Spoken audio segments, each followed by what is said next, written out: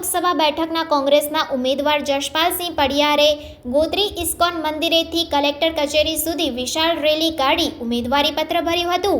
રેલીમાં જોડાયેલા કાર્યકરો ઉમેદવારને ખભે બેસાડી કલેક્ટર કચેરી સુધી લાવ્યા હતા। અહીં જશપાલસિંહે ફોર્મ ભર્યું હતું। રેલીમાં ભાજપથી નારાજ ક્ષત્રિય સમાજના લોકો પણ જોડાયા હતા।